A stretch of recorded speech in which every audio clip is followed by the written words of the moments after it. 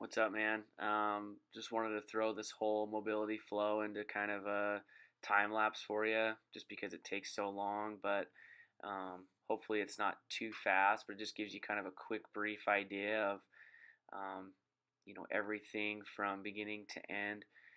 This is a great thing to just start with just the hips.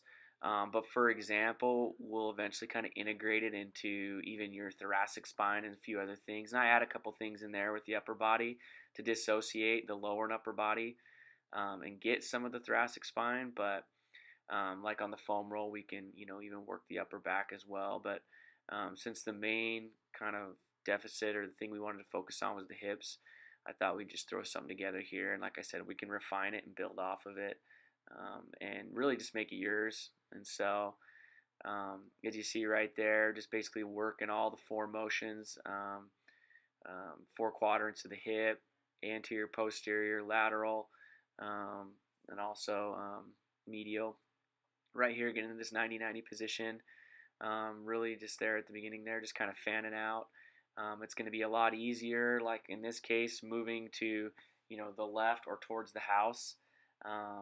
And so the struggle is going to be maintaining that upright torso and then rotating into that off leg. So in this case, rotating towards the left or away from the house is going to be more difficult. So typically I start on the easy side there and then rotate, and lean forward and then, feel that stretch in that hurdle leg right there that's off to the left. Um, using the club is a great way to kind of, again, push through the ground and create some more tension. Right here, before I move into, half kneel or tall kneel, it's nice to kind of, get a flow of dropping those knees into internal external rotation.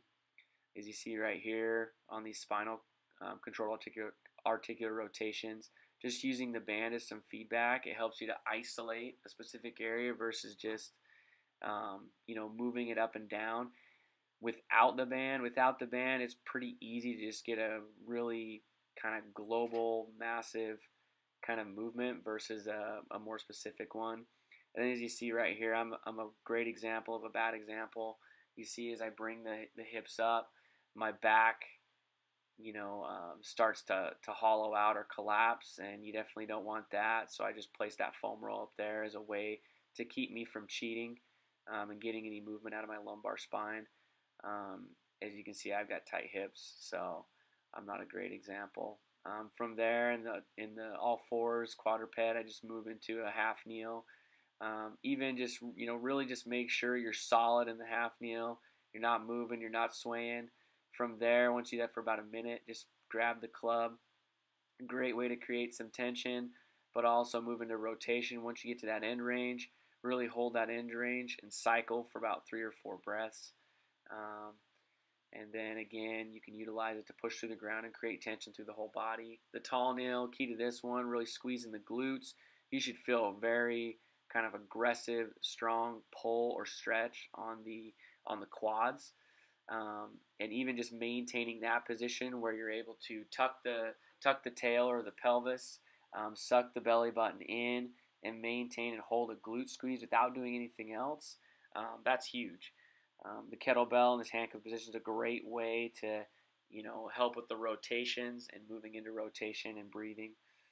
Right here is just a way to, improve the, your toe touch, which is real helpful when maintaining posture in the golf swing, and also helping you in terms of posting up on the leg, driving off the leg, weight shift.